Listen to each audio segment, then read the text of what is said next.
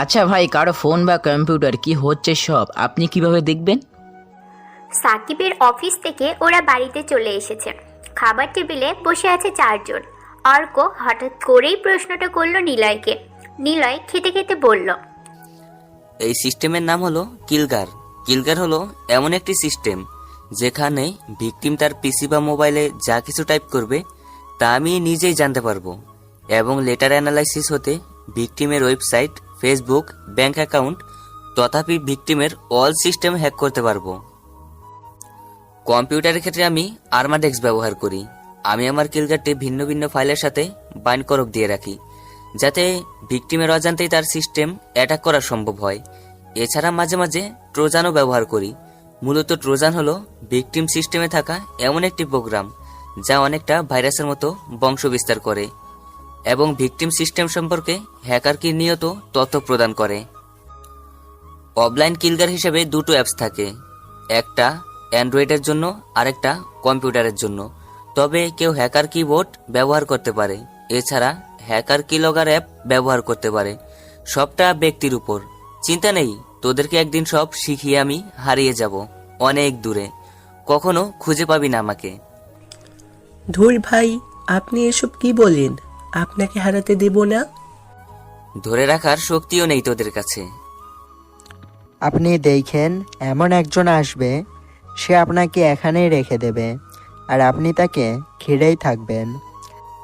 এমনটা হবে না কখনো। হবে ভাই হবে, আমরাও তোমাকে ধরে রাখবো। বাদ দে, খাওয়া দাওয়া শেষ কর, আমার কালকে ক্লাস আছে। আর শোন অর্ক, ওই ফ্রড দুজন লোক আমার লাগবে, ওদেরকে যেন আমি কালকে ডাকার সাথে সাথেই পেয়ে যাই। ওকে ভাই, শুভরাত্রি। নিলয় হাতে বই নিয়ে শহীদ মিনারের দিকে এগিয়ে যাচ্ছে। কালকে সেই ছেলেটা কাগজ ছুঁড়ে মেরেছিল যে, সেই ছেলে রিয়াদ নিলয়কে ডাক দেয়। নিলয় সেদিকে না তাকিয়ে হাঁটতে থাকে। ছেলে পাঁচজন এগিয়ে আসে, নিলয়ের সামনে এসে দাঁড়ালো। নিলয় পাশ কাটিয়ে চলে যেতেই নিলয়ের ব্যাগে টান দেয়। ওই হারামের ফোলা, তোরে না ডাকছি, শুনোস না? ভাব লস আমাকে লগে, ভাব তোমার ঢুকিয়ে দেবো হারামি। দেখুন ভাই, কালকে আমি নিজেই দেখেছি আপনারা স্যারের দিকে কাগজ পারছিলেন, আমি কিন্তু বলি নাই। চুপ শালা, বেশি কথা বললে এখনই ঘুষি দিয়ে তোর তোথা ফাটিয়ে দেব। তোকে ডাকলাম, চলে যাচ্ছিস কেন? আপনারা অনেক খারাপ। আমার আপা বলেছে খারাপ লোকদের সাথে কখনো না কথা বলতে। কথা শুনে মনে হচ্ছে গবেট গোবেচারা। তোর আপাকে না আমি, শালা আমি ডাকলেই তুই শুনবি, না হলে তোকে মেরে ফেলবো, বুঝেছিস? আমার আপাকে কি যেন বললি, আবার বল। ওরে মামা, বাচ্চা পোলার মুখে কথা ফুটছে। রিয়াদ, চকলেট খাওয়াই এই খুশিতে। রিয়াদ সাথে সাথেই নিলয়ের গালে ঘুষি দেয়। আরও একটা মারতে যাবে, নিলয়ের গালে চড়। দৌড়ে নেহা আসে, রিয়াদের সামনে এসে হাতটা ধরে ফেলল। জোরে ঝটকা দিয়ে হাত ছেড়ে দিয়ে বলল, এমনিতেই ক্লাসে তোরা বাজে স্টুডেন্ট, ক্যাম্পাসে তোদের ব্যাকগ্রাউন্ড অনেক খারাপ। তোরা কাউকে মারলে সে অন্যায় না করে মার খাবে তোদের কাছে, তাই চটটা তুলে রাখলাম, পরে একদিন দেব, বুঝেছিস?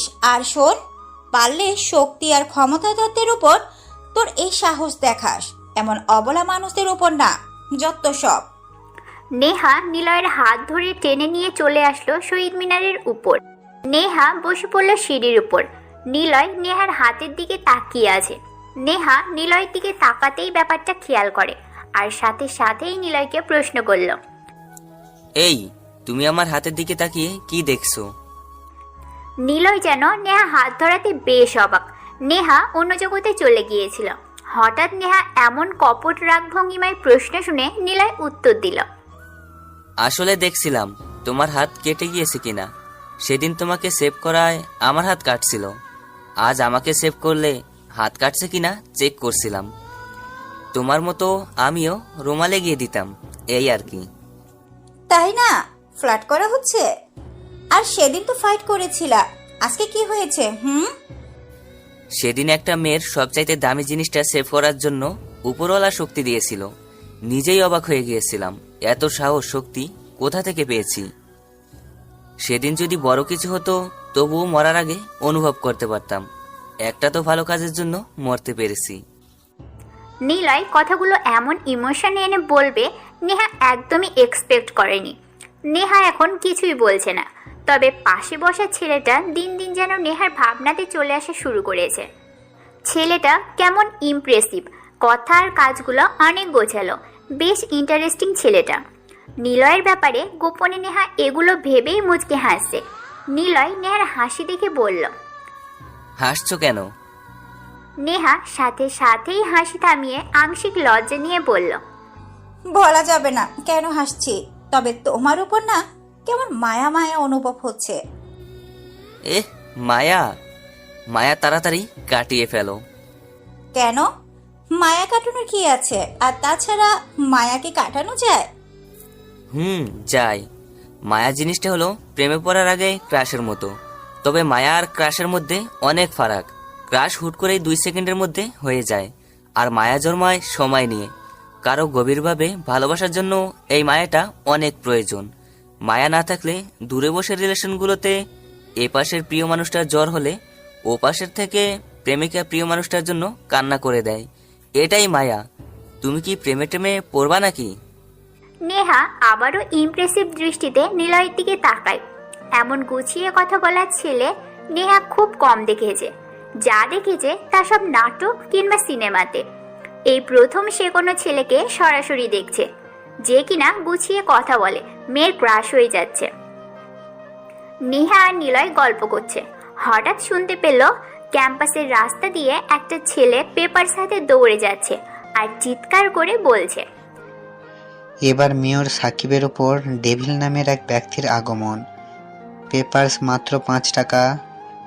নেহা উঠে দাঁড়ায়, পিচ্চিকে ডাক দেয় জোরে, এই সাগর এদিকে আয়। সাগর নামের পেপারওয়ালা পিচ্চিটা নেহাদের দিকে দৌড়ে এলো। নেহা পিচ্চির কাছ থেকে 5 টাকা দিয়ে পত্রিকার কাগজ কিনলো। নিলয় নেহার এমন পত্রিকা পড়ার আগ্রহ দেখে বেশ অবাক হয়। কৌতূহলী হয়ে প্রশ্ন করল, তুমি কি খুব পত্রিকা পড়াখন নাকি? না তো, কেন?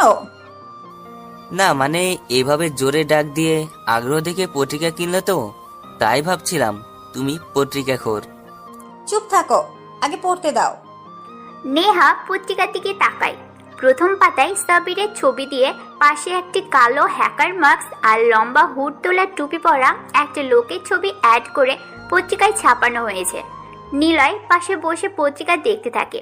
হেডলাইনে লেখা কল মি ডেভিল আর বর্ণনাতে লেখা আছে, বিশিষ্ট সমাজসেবক বর্তমান মেয়র সাকিবের উপর গত রাত 12টার পরে হামলা হয়।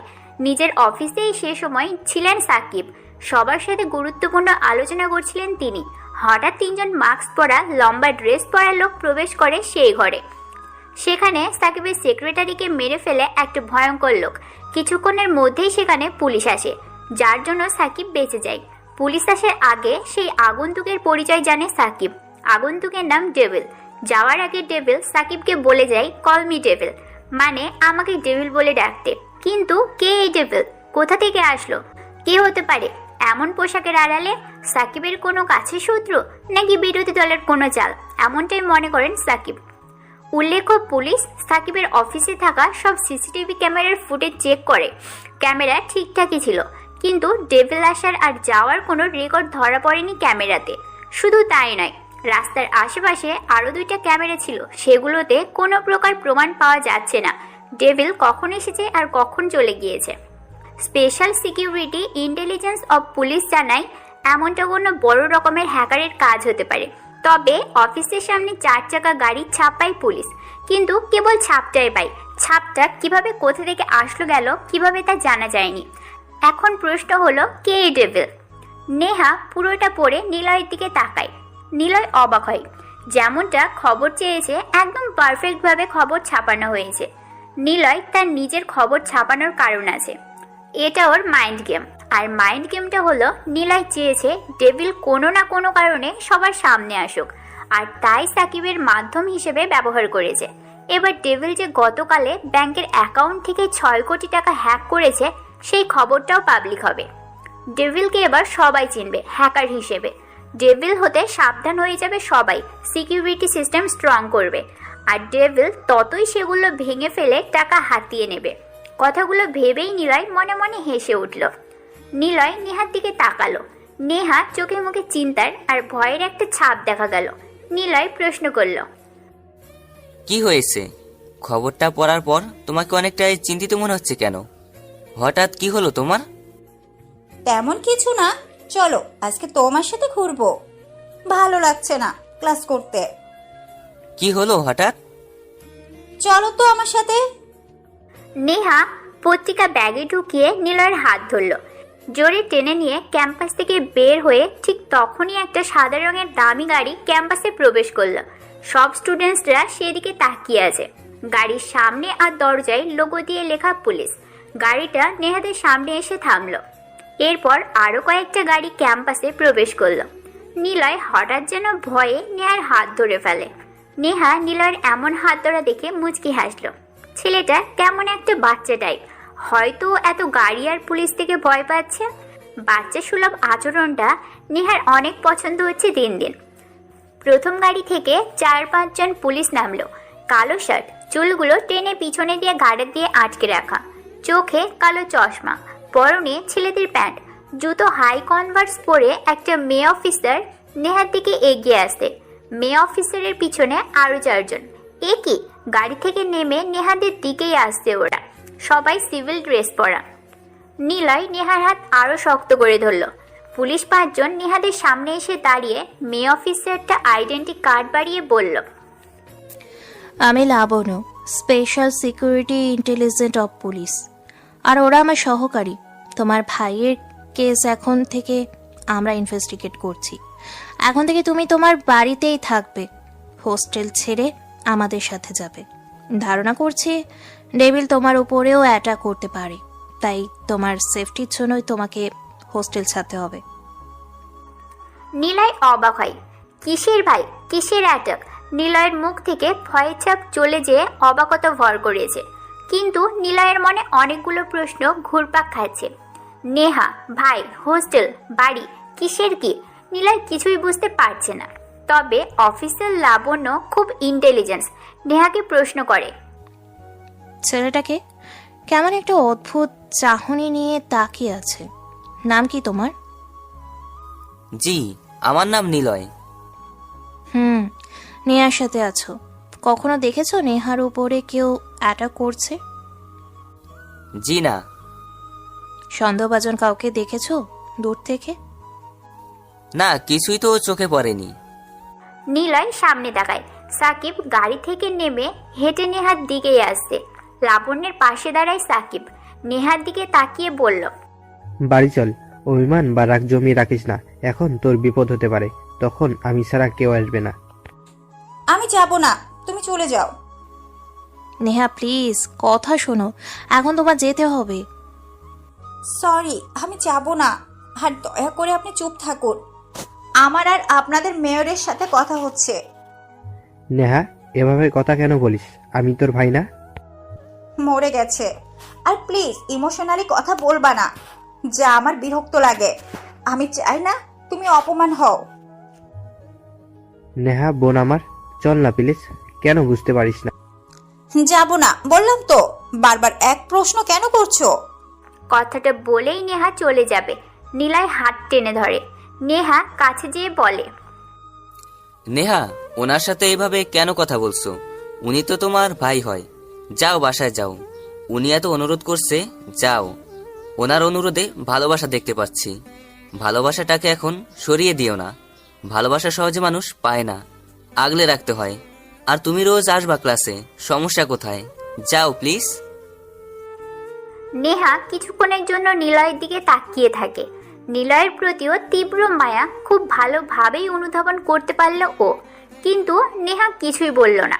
সাকিবের কাছে এসে দাঁড়ালো। সাকিব অবাক হয়ে চেয়ে থাকে নিলয়ের দিকে। নিলয় কে হয়? ওর একটা কথাতেই নেহা চলে আসলো। কতগুলো প্রশ্ন সাজাতে সাজাতে সাকিব নেহাকে নিয়ে চলে যায়। সাকিব নেহার হাত ধরে নিয়ে যাচ্ছে। নেহা গাড়িতে ওঠার আগে পিছন থেকে নিলয়ের দিকে তাকালো। নিলয় মুচকি হেসে বিদায় জানালো নেহাকে। সাকিব গাড়িতে উঠে সাকিবের বাম হাত দিয়ে ফোন হাতে নিয়ে মিলন হাসানকে মেসেজ করে বলে, না, নেহার সাথে যেই ছেলেটা ছিল খবর বের কর। আমার বোনের সাথে এই অবধি কোনো ছেলেকে মিশতে দেয়নি। ছেলেটাকে মেরে রাস্তায় ফেলে রাখবি। তবে তার আগে খোঁজ নিয়ে দেখ কে ও। মিলনের ফোনে মেসেজ চলে আসে। মিলন গাড়ি ঘুরিয়ে ভার্সিটির বাইরে অপেক্ষা করে নিলয়ের জন্য। একটা চিকন গোছে ছেলেকে পাঠায় খবর নিতে। ছেলেটা কিছুক্ষণ পর এসে মিলনকে বলে, ভাই ওর নাম নিলয়, কম্পিউটার নিয়ে মাস্টার করছে নেহা ম্যামের সাথেই, মানে ওনারা একসাথে পড়ে। ছেলেটা একটু হাদাগোবা টাইপ, সহজ কথায় বলা যায় হাদারাম। বর্তমানে সবাই যাকে খ্যাত বলেই চেনে, তবে পড়াশোনাতে খুব ভালো, এতটুকুই জানতে পেরেছি। মিলন সবকিছু মেসেজ করে পাঠিয়ে দেয় সাকিবের কাছে। সাকিব নিলয়ের ব্যাপারে পড়ে মুচকি হাসল, মনে মনে বলল, আমার বোনের পাশে কোনো হাদারাম ছেলে ঘোরে, বাহ বেশ মজার তো। নেহাকে নিয়ে বাড়ি চলে আসলো সাকিব। ওদিকে নিলয় একটু রেস্টুরেন্টে বসে আছে। পকেট থেকে বাটন ফোন বের করে অর্কদের ফোন দিল। 10 মিনিটের মধ্যে রিক্সায় চেপে ওরা আসলো।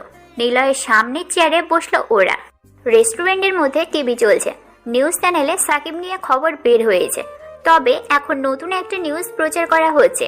জামশেদের সোনালী ব্যাংক ম্যানেজার এইমাত্র জানিয়েছে ওদের ব্যাংকে যে ডাকাতি হয়েছিল রাতে, ডাকাতেরা টাকা নিতে পারেনি, কিন্তু এমন একজন টাকা তার নিজের অ্যাকাউন্টে ট্রান্সফার করেছে, সেই অ্যাকাউন্টের কোনো হদিশ কেউ পায়নি। ব্যাংকে থাকা সেই সব টাকা সেই অজ্ঞাত অ্যাকাউন্টে চলে যায়। স্ট্রং পাসওয়ার্ড থাকা সত্ত্বেও ব্যাংকের অ্যাকাউন্ট থেকে পাসওয়ার্ড জেনে হ্যাক করে টাকা সরিয়ে নিচ্ছে কেউ। আর সেই কেউ ব্যক্তিটি হলো ডেভিল। হ্যাঁ, মেয়র সাকিবকে যে অ্যাটাক করেছে সেই ডেভিলই হলো একজন বড় hacker. White hat hacker Jamshed জানালো সবটা। ডেভিল একজন ইন্টারন্যাশনাল হ্যাকার, যার কাছে যতই প্রোটেক্ট করানো হোক না কেন, সে সেটা ভেদ করে টাকা নিজের করে নেবে। জামশেদের একটাই চাওয়া এখন, দেশের সবচেয়ে ছোট থেকে বড় ভালো হ্যাকারদের এক হয়ে কাজ করতে হবে, না হলে ডেভিল পুরো দেশটাকে অচল করে দিতে পারে এই 1 মাসের মধ্যেই। ডেভিল পুরো দেশে এখন ডেভিলকে নিয়ে নিউজ টেলিকাস্ট হচ্ছে। নিলয় মুচকি হাসছে। মাসুম প্রশ্ন করল, ভাই আপনি হাসছেন, ওরা আমাদের ব্যাপারে জেনে গিয়েছে? শোন, ডেভিল হাসে হা হা করে, আর নিলয় হাসে হি হি করে। দুটো হাসির মধ্যে তফাৎ কি জানিস? তফাৎ হলো নিলয় দিনের আলোতে হি হি দেয়, আর ডেভিল রাতের অন্ধকারে হা হা করে। ডেভিলের হা হাতে ধ্বংস, আর নিলয়ের হি হিতে ঠান্ডা মাথায় মাইন্ড গেম আছে। মানে কি ভাই, থোড়াই তো পড়ে গেলাম, এখন কি হবে? না, কেউ আমাদেরকে ধরার প্রমাণ কোনোদিনও পাবে না। চিন্তার কিছু নেই, কোক অর্ডার করেছি, আরামসে খা। নিলয়ের এমন ব্যবহারে ওরা 3 জন বেশ অবাক হয়।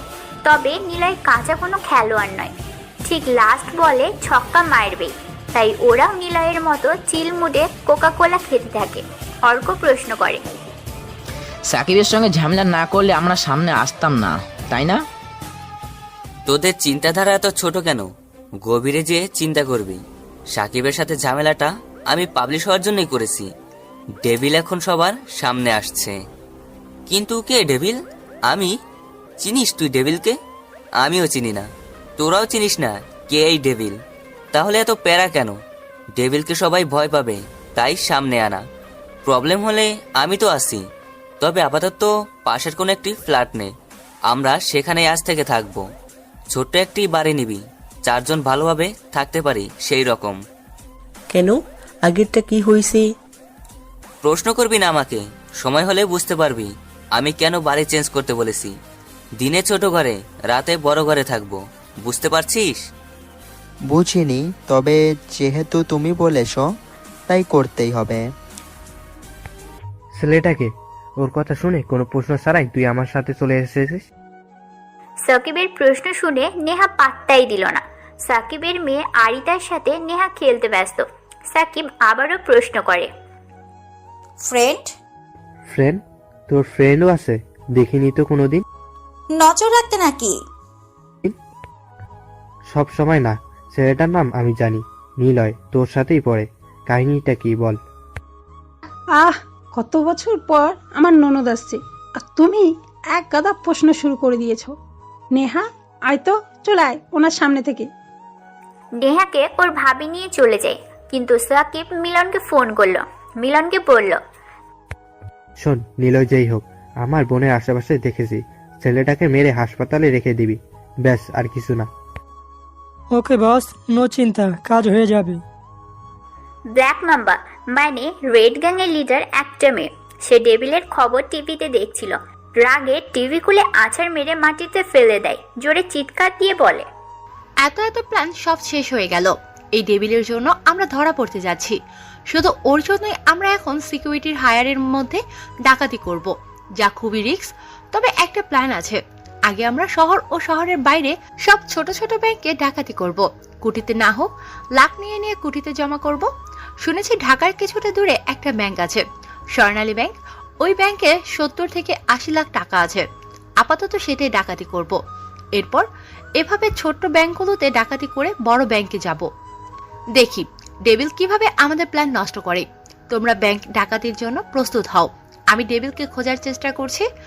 আমার যতদূর মনে হচ্ছে ও খুব চালাক একজন, সবার সামনেই আছে, কিন্তু কেউ ওকে চিনতে পারছে না। আমার ওকে খুঁজে বের করতেই হবে। তোমরা রেডি হও? ওকে বস, আপনার কথা মতো সব হবে। গুড। লাবণ্য সাকিবের অফিসের সামনে এসে দাঁড়িয়েছে। সিসি ক্যামেরাগুলোর দিকে তাকিয়ে মনে মনে বলছে, ক্যামেরা কিভাবে হ্যাক করা যায়? এটা তো কোনো সাধারণ হ্যাকার নয়, বড় মাপের হ্যাকার, নিঃসন্দেহে বোঝা যাচ্ছে। আচ্ছা, ডেভিল কোনো পুরনো হ্যাকার নয় তো? আগে পুরনো সব যত ভালো খারাপ হ্যাকার আছে, আমাদের পরিচিত অপরিচিত লোক দিয়ে তাদের খুঁজে বের করতে হবে। জি ম্যাম। পুরনো যত ছোট বড় ভালো আর খারাপ হ্যাকার আছে, 3 দিনের মধ্যে বাছাই করে 10 জনের জ্যান্ত বডি সহ ব্যাকগ্রাউন্ড আমার চাই। সব খোঁচরদের এখন মাঠে নেমে যেতে বলো, সবাই যেন ধরে আনে তাদেরকে। হ্যাকাররা কিন্তু গোপন রেখেই কাজ করে, তাই হ্যাকারকে চিনতে পারবে তারই কোনো কাছের লোক, আর সেই কাছের লোকদের চর দিয়ে খুঁজে বের করো। ওরাই হ্যাকার অবধি নিয়ে যাবে। Okay ma'am. এখন দেখি কে এই ডেভিল আর কতদিন লুকিয়ে থাকতে পারে। সবাই যেখানে ডেভিলকে নিয়ে ব্যস্ত, সেখানে আসল ডেভিল বেশ খুশিতে ঘুরে বেড়াচ্ছে। নিলয় ব্রিজের উপর বসে আছে। ওর বোনের কথা খুব মনে পড়ছে ওর। এদিকে বিথি ওর নিজের রুমে বসে বসে কাঁদছে। আজ প্রায় 1 সপ্তাহ হয়ে গেছে নিলয় নেই। সে চলে গেছে কোথায় কেউ জানে না। নিবিড় তার বউ নিশিকে নিয়ে চলে গেছে শ্বশুর বাড়ি। যাওয়ার দিন নিবিড় বলে, বাবা সরি, তোমাদের বৌমা এখানে থাকবে না, আর আমিও তাকে ছাড়া থাকবো না, কিছু মনে নিও না। আমি চলে যাচ্ছি সেখানে, যদি পারো বিতিকে বিয়ে দিয়ে তোমরা বৃদ্ধাশ্রমে চলে যেও। মা এসে নিবিড়ের গালে কষিয়ে একটা চড় দেয়। কাঁদতে কাঁদতে বলে, বড় খোকা, তোর লজ্জা করলো না তোর বাবাকে এই কথাগুলো বলতে? নিলয়ের থেকে তোকে ছোট থেকে বেশি ভালোবেসে এসেছে, আর আজ তুই বউ পেয়ে চলে যাচ্ছিস বউয়ের সাথে। ভালোবাসা দিয়ে আদর দিয়ে বড় করা সন্তানেরা এমন হয়, তাই না রে? নিবিড়, এসো তো, বুড়ো বুড়ির কথা কানে দিতে নেই। নিবিড় কিছুই বলল না, বউয়ের সাথে চলে যায়। আদনান সাহেব দরজার কাছে বসে পড়ল। ওনার ঔষধ শেষ, কেনার মতো টাকাও নেই ওদের কাছে। মা পানি এনে দেয় আদনান সাহেবকে। মা বলল, নিলয়ের সাথে যা করেছি তার শাস্তি পেয়ে যাচ্ছি আমরা।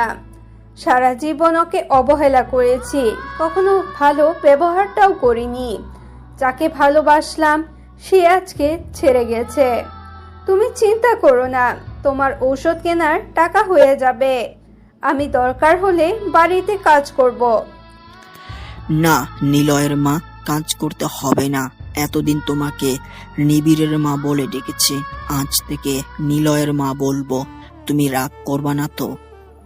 রাগ করব কেন? নিলয় তো আমাদেরই ছেলে। বাবা, বড় ভাই আর কখনো আসবে না, তুমি দেখো। ওর কথা বলবি না। 3 জন মিলে দরজা সিঁড়িতে বসে ছেলে হারানো নিয়ে কান্না করছে।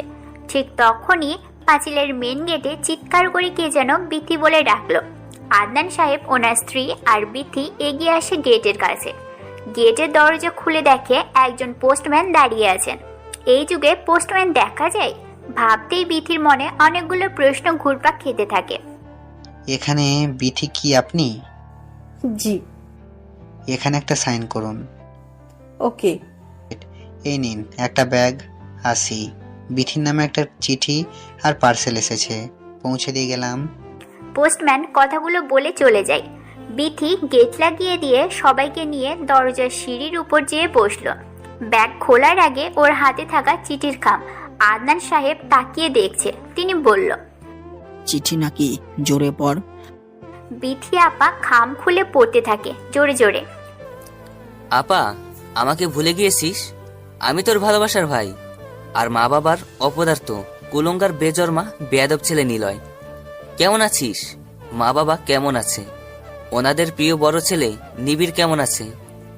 মা বাবাকে অনেক ভালো রেখেছে নিবিড়, তাই না? রাখবেই তো, মা বাবার পছন্দের প্রিয় ছেলে সে, ভালো তো রাখবেই। মনে আছে আপা, ছোটবেলায় বাবা আমাকে বেতের লাঠি দিয়ে মারছিল, তুই এসে বাধা দিয়ে আমাকে ঘরে নিয়ে গিয়েছিলি। কেন মারছিল জানিস? আমি পাড়ার ছেলের সাথে মারামারি করেছিলাম। কেন করেছিলাম সেটা জানিস? জানিসই না কিছু, জানতেও কেউ চায়নি। তবে সেদিন মারামারি করেছিলাম মা বাবার প্রিয় ছেলের জন্য। যাকগে শোন, আমি চাকরি পেয়েছি কম্পিউটার অফিসে একজন ইঞ্জিনিয়ার হিসেবে। মাসে 50,000 টাকা, ওভারটাইম করে মাসে 60,000-এর বেশি। এত টাকা আমার লাগে না রে। জানি বাবা মা আমার টাকা নেবে না। কেন নেবে বল? আমি তো কুলঙ্গার অপদার্থ ছেলে, তবুও 50,000 টাকা পাঠিয়ে দিলাম। তোর কোনো চিন্তা নেই, সিমটা অফ করে দিয়েছি, পিছু টান রাখতে চাই না। প্রতি মাসেই টাকা পাবি, তবে কথা দে তুই যেন এবার ফাইনাল এক্সাম দিবি। বড় ডাক্তার হলে আমার থেকে খুশি কেউ হবে না। ব্যাগে টাকার ডাক্তারের পোশাক সাথে টেলিস্কোপ যন্ত্র আছে। তোকে সামনে এই পোশাকে দেখার খুব ইচ্ছে ছিল রে, কিন্তু পারিনি। যাই হোক, একটা অনুরোধ, আমাকে খুঁজবি না কখনো, খোঁজার চেষ্টাও করবি না। মনে রাখিস, তুই বা তোরা আমাকে যত খোঁজার চেষ্টা করবি, আমি তত তাড়াতাড়ি তোদের থেকে বহু দূরে হারিয়ে যাব। যদি ভালোবেসে থাকিস তাহলে প্লিজ অনুরোধটা রাখিস, আমাকে খুঁজবি না কখনো। আসার সময় মা বাবার পা ছুঁয়ে সালাম নিতে পারিনি, পারলে মাফ করে দিতে বলিস। বিথি চিঠিটা পড়েই কান্না করে দেয়। পড়ার সময় কখন যে ওর চোখ দিয়ে পানি এসেছিল বুঝতে পারেনি বিথি, কিন্তু পাশে তাকিয়ে দেখে মা বাবা ওর থেকেও বেশি কান্না করছে নিলয়ের জন্য, যা দেখে বিথি অবাক হয়। সে খুশি হবে নাকি কষ্ট পাবে বুঝতেই পারছে না। নিলয়ের মা বলে ওঠে, বড় ছেলে কাছে থেকে চলে গেল, চিন্তা বাড়িয়ে দিয়ে গেল। ছোট ছেলে দূরে বসে চিন্তাগুলো সরিয়ে দিল। বিথি ব্যাগ খোলে, একপাশে ওর ডাক্তারি ড্রেস, সে সেগুলো নিয়েই দৌড়ে চলে যায় ঘরে। আদনান সাহেব কাপা কাপা হাতে ব্যাগের আরও একটা চেন খোলে, দেখে সেখানে একটা পাঞ্জাবি আর একটা শাড়ি রাখা। পাঞ্জাবি আর শাড়ি বের করে দেখে নিচে এক গাদা বাবার জন্য ঔষধ। পাশের একটা চেন মা খোলে, দেখে সেখানে অনেকগুলো টাকা। দুজনে এসব কিছু দেখে কাঁদতে থাকে। ওদিকে নিলয়ের ফোন বেজে ওঠে। যাকে দিয়ে এসব কিছু পাঠিয়েছে তিনি ফোন করেছে। নিলয় ভাই, আপনার কথা মতো জিনিসগুলো বাড়িতে পৌঁছে দিয়েছি। নিলয় মুচকি হেসে বলল, চিন্তা করবেন না ভাই, প্রতি মাসে আপনি 10,000 টাকা পাবেন এই কাজের জন্য। নিলয় ফোন কেটে দেয়। ব্রিজের পিলার থেকে নেমে দাঁড়িয়ে পানি দেখতে থাকে। কি বিশাল নদীর গতিপথ! চোখের সীমানার বাহিরে যেন কেবল লিকস নীলচে পানি। সময়গুলো পানির মতো যদি রং বদলে যেত হয়তো কতই না ভালো হতো। নিলয়ের ফোন আবার বাজতে থাকে, মাসুমের ফোন। ভাই, আগের বাড়ি থেকে কয়েক বাড়ি পরেই একটা ছোট একতলা বাড়ি পেয়েছি। 4 জনের জন্য 4টা রুম হয়ে যাবে তো এটাতে? হয়ে যাবে। আর একটা কথা, অল্প 2 জন লোক ধরে ম্যানেজ করে এনেছি। তুমি যেমন লোক খুঁজছো তেমন। গুড, আমি আসছি। নিলয় ব্রিজ থেকে নামে, পকেটে হাত গুজে হাঁটতে থাকে। মনে মনে পরিবারের জন্য ভেবে গাইতে থাকে।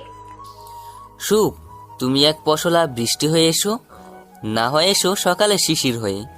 মেঘের গর্জনে হবে সেই সুখ বৃষ্টির সমাপ্তি, রৌদ্র থামে সময়ের আগমনে, সুখ শিশিরের হবে বিদায়।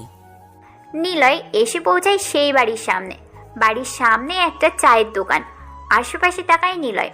মোটামুটি ভদ্রলোকদের এলাকা এটা। আর এখান থেকে আগের বাড়ি বেশ কয়েকটা বাড়ি দেখে। নিলয় ওই দুইজন লোকদের চায়ের দোকানে নিয়ে যায়, সাথে মাসুমেরাও আসে। তারপর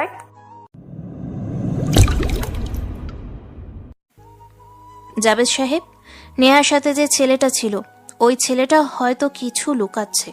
সে হয়তো নেহার উপর অ্যাটাক হয় এমন সন্দেহবাচন কিছু দেখেছিল। ওই ছেলের ব্যাপারে খোঁজ নিন তো। লাবণ্যের ইনভেস্টিগেশনের সময় নিলয়ের কথা মনে পড়ে যায়, তাই লাবণ্য তার সহকারী জাবেদকে ডাক দিয়ে কথাগুলো বলল। জাবেদ কয়েকজন সিভিল পুলিশদের ফোন দেয়, নিলয়ের উপর নজর রাখতে বলে। অর্ক দুজন লোকদের সাথে কথা বলছে। একজন লোকের নাম সালাম, আরেকজনের নাম জামাল। দেখতে বেশ ভদ্রলোক। নিলয় চায়ের দোকানে এনে বসায়, নাম জিজ্ঞাসাও করে। নিলয় চায়ের অর্ডার দিল। চা খেতে খেতে নিলয় বলল, সালাম আর জামাল ভাই, আপনাদের এখন নতুন একটি চাকরি হয়েছে। মাসে এক একজন 50,000 টাকা পাবেন। কথাটা বলেই অর্কের দিকে তাকাই নিলয়। ইশারায় যা বলতে বলল অর্ক সেগুলোই সালাম আর জামালকে বলল। ভাই, আপনাদের কাজ আমাদের বস বুঝিয়ে দেবে, আপনারা চা খেয়ে চলে যান। আমরাও বস ডেভিলের আন্ডারে কাজ করি, আর এইসব গোপন থাকবে। কারণ আপনাদের টাকা পাওয়ার সময় আপনারা যদি প্রকাশ করে ডেভিলের কথা বলেন, আপনাদেরকে সোজা গুলি করে মারবো। আরে ছোট ভাই, এইসব লাইনে আমি 10 বছর ধরে আছি, কখনো মাস চুক্তি এত বেতন পাইনি। কাজ হয়ে যাবে, ভয় নেই। আমাদের মেরে ফেললেও আমরা কিছু বলবো না। আর তাছাড়া আপনাদের ভয় কিসের? আপনাদের বস ডেভিল তো আছেই। রাতে কথা হবে, আমার ফোন নাম্বার দিয়ে দেন। আর হ্যাঁ, আপনারা আজ থেকে বাটন ফোন চালাবেন, স্মার্টফোন রাস্তায় ফেলে দেবেন। যে সিমে আমাদের সাথে যোগাযোগ করবেন সেই সিম কখনো স্মার্টফোনে নেবেন না। ওকে ছোট ভাই, রাতে তাহলে কথা হবে। আর কাজ বুঝে গেলে টাকা অগ্রিম পাবো তো? প্রতি মাসে 5,000 টাকা করে বাড়বে আপনাদের বেতনের।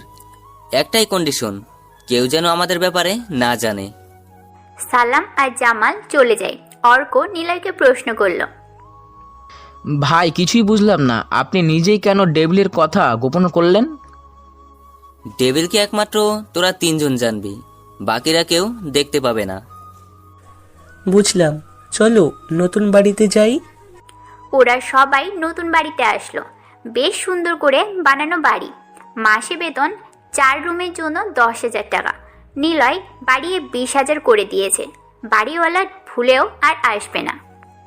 ভাই, সালাম আর জামালকে দিয়ে কাজটা কি হবে বলুন না একটু।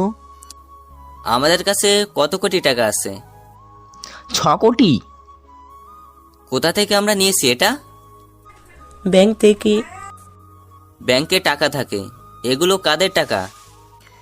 জনগণের টাকা, সাধারণ জনগণের টাকা। সাধারণ জনগণের টাকা। তাহলে ওদের কাছে এখন টাকা আছে? না, ওদের টাকা তো এখন আমাদের কাছে। এখন এই সাধারণ জনগণ টাকা কোথায় পাবে? ব্যাংকের করুণ অবস্থা ব্যাংকের মালিক জানিয়ে দিয়েছে। সাধারণ জনগণ আন্দোলন করবে, টাকার জন্য মরিয়া হয়ে উঠবে। কিন্তু ওদের সাথে সালাম আর জালামের মিল কোথায়? প্রশ্নটা আবারও রয়ে গেল। আরে গাধা, যারা ব্যাংকে টাকা রেখেছিল তাদের প্রয়োজনেই তো রেখেছিল। এখন তো টাকা নেই, ওরা এবার টাকার জন্য ছুটবে অন্য ব্যাংকে। ব্যাংকের লোকেরা ওদেরকে লোন তখনই দেবে যখন ওদের জামিনদার হিসেবে জমির দলিল বা ব্যবসার মালিকাধীন কাগজ ব্যাংকের সামনে প্রদান করবে। আর ব্যাংক সেগুলো জমা নিয়েই টাকা দিবে এইসব লোকদের। ব্যাংকাররা এখন জানে টাকা হারানো এই লোকদের যদি কিছু থাকতো তাহলে তারা সেটা করেই চলতো, ব্যাংক লোন নিত না। সাধারণ জনগণ লোন যখনই নিতে যাবে তখন খুব প্রয়োজন পড়বে, কিন্তু কাগজ যখন চাইবে তখন ওরা দিতে পারবে না। কিন্তু ওদের কাছে কাগজ থাকবে, আর ওই সালাম আর জামাল ফেক জমির কাগজ বানিয়ে দেবে ওই সব লোকদের জন্য। এক একজন 10 থেকে 15 লাখ টাকা লোন নেবে। ওরা ওদের দুজনের বেতনের 50,000 টাকা ওইসব লোকদের থেকে নেবে। সালাম আর জামাল লোন প্রাপ্ত লোকদের খুঁজে নেবে, ভদ্রলোক সেজে যাবে, তারা বোঝাবে, জামিন রাখার ব্যবস্থা করে দেবে। জনগণ তাদেরকে বিশ্বাস করবে, আর আমরা বিশ্বাসের ফায়দা তুলব। ওদের দুটো কাজ, যে টাকা তুলছে তার ফোন নাম্বার নেওয়া আর ওই অ্যাকাউন্ট নাম্বারটা নেওয়া। ফেক জমির দলিল বানিয়ে টাকা তোলার পর ওদের বেতন ওরা সাধারণ জনগণের থেকে নিয়ে নিবে। নাম্বার নিয়ে আমাদেরকে ফোন করে সবটা বলবে, বাকিটা তখন আমাদের কাজ। আমরা আবার ওই লোন নেওয়া ব্যক্তিদের অ্যাকাউন্ট নাম্বার দেখে অ্যাকাউন্ট হ্যাক করে নিব। অ্যাকাউন্ট হ্যাক করে টাকা আবার আমাদের অ্যাকাউন্টে নিয়ে নিব। বুঝেছিস এবার? ও বুঝলাম, কিন্তু এটা পুরোপুরি চিটার কাজ হয়ে গেল। চিটার ছাড়া বড় হওয়া যায় না। মুখে সিগারেট জ্বালিয়ে ঠোঁট দিয়ে চেপে রেখে মুখ দিয়ে টেনে নাক দিয়ে বের করা অবস্থায় দেয়ালে পোস্টার লাগায়, ধূমপান স্বাস্থ্যের জন্য ক্ষতিকর, আপনারা ধূমপান থেকে বিরত থাকুন। ওই ব্যক্তিটাই ঠোঁটে সিগারেট রেখে পোস্টার লাগাচ্ছে। কেন এমন করে? কারণ সেও জানে ধূমপান ক্ষতিকর, অথচ পোস্টার মারার সময় তার মুখেই তো সিগারেট। সিগারেট খাওয়া স্বাস্থ্যের জন্য ক্ষতিকর না, সিগারেটটাই যদি আমাদেরকে নেশার কাজে ওর কাছে টানে সেটাই হলো ক্ষতিকর। সিগারেট আমরা খাই না, সিগারেট আমাদেরকে খাই, এই জন্য সিগারেট খাওয়া থেকে বিরত থাকা যায় না। আবারও আলোচনায় রেড গ্যাং। টিভি অন করতেই দেশের অনেক মানুষ এই হেডলাইনটি পড়ছে এবং খবরেও এই হেডলাইন নিয়ে আলোচনা করছে। ঢাকা শহরে এখন দিনে দুপুরে ব্যাংক ডাকাত। ব্যাংকে থাকা লোকজনের কথা অনুযায়ী রেড গ্যাং এসে টাকা ডাকাতি করে নিয়ে যাচ্ছে। এভাবে চললে দেশের সাধারণ জনগণ না খেতে পেয়ে মরে যাবে। পুলিশ ইনভেস্টিগেশন টিমের অফিসার লাবণ্য জানিয়েছে, দেশে দুটো গ্যাং ডাকাতি করেছে। একটা হলো রেড গ্যাং, আরেকটি হলো ডেভিল। রেড গ্যাংয়ের থেকে ডেভিল অনেক বেশি ভয়ঙ্কর। আশা দিচ্ছি দুটো গ্যাংকে ধরবে পুলিশ। আমরা অনেকটাই এগিয়ে এসেছি। ভাই, এই রেড গ্যাং কে? প্রশ্নটা অর্ক করল। প্রশ্ন শুনে নিলয় বসা থেকে উঠে দাঁড়ালো। পায়চারি করতে থাকে নিলয়। রেড গ্যাংয়ের লিডারের কাছে অনেক টাকা থাকবে, আর সেই টাকা কোনো ছোট ব্যাংকে রাখবে না। অবশ্যই দেশের 1 নম্বর ব্যাংক বনলতায় এই অ্যাকাউন্ট থাকবে। নিলয় অর্কের দিকে তাকিয়ে বলল, কেমন হয় যদি হ্যাকারের অ্যাকাউন্ট হ্যাক করে টাকাগুলো সরিয়ে ফেলি? এটা সত্যিই সম্ভব হবে ভাই? কেন হবে না? এখনো ডেভিলের উপর সন্দেহ আছে? করব খুব তাড়াতাড়ি। ওই হ্যাকারের অ্যাকাউন্ট হ্যাক করব। থাক, আমি একটু আসছি, বড় বাড়িতে ছোট্ট কাজ আছে। নিলয় ছোট বাড়ি থেকে বের হয়। সবার আড়ালে এসে বড় বাড়িটাতে আসলো। হ্যাকার ড্রেস পরে নিয়ে নীরা আর সাকিবের পেন ড্রাইভ পকেটে নিল। বাইক নিয়ে নিলয় বেরিয়ে পড়ে। রাত 9টা বাজে। ওর আপুর কথা মনে পড়ছে অনেক। আবিরের পড়ার কাজে টাকা দেওয়ার কারণে বারবার ডাক্তারি পরীক্ষা থেকে পিছিয়ে এসেছে ওর আপু। বিথি আপা নিজের টাকা নিয়ে নিলয়কে কম্পিউটার নিয়ে পড়তে সহায়তা করেছে। এজন্য আদনান সাহেব আরও নিলয়ের উপর ক্ষেপে আছে, কারণ নিলয় ওর আপার পড়াশোনাটা ঠিকভাবে করতে দেয়নি। বছরের পর বছর পিছিয়ে এসেছে বিথি। নিলয়কে বলতো, দেখিস, একদিন তোর টাকা দিয়েই আমি আবার পড়ব, ডাক্তারি পাশ করব। নিলয় কথাগুলো ভাবতে ভাবতে বাইক চালাতে থাকে। নিলয় একটি জঙ্গলের ভিতরে দিয়ে মেইন রাস্তায় চলে গেছে। সেখানে এসে থামে। রাস্তার মাঝখানে বাইকটা আড়াআড়িভাবে রেখে দেয়। বাইকের উপর বসে নিলয় সিগারেট খেতে থাকে। আর 5 মিনিটের মধ্যে নীলার বর অয়ন সাহেব এই রাস্তা দিয়ে বাড়ি ফিরবে নতুন বাইক সাথে। এটি নতুন মাইন্ড গেম খেলতে যাচ্ছে নিলয়। নিলয়কে ঠকানোর শাস্তি হিসেবে নীরা এবার অনেক দাম দেবে, এবং সেটা হবে সম্মানের আর টাকার। নিলয় কথাগুলো ভেবেই হাসতে থাকে। দূর থেকেই অয়নের গাড়ি আসতে দেখে নিলয়। নিলয়ের দাঁড়ানোর জায়গা থেকে 30 হাত দূরত্বে কিছু আলপিন আর পেরেক রাখা। কোনো গাড়ি আসলেই সেটার উপর দিয়ে গেলে গাড়ির চাকা পাংচার হয়ে যাবে। আর এটা সত্যি হলো। অয়নের গাড়ি কন্ট্রোল হারিয়ে আড়াআড়ি এসে থেমে গেল।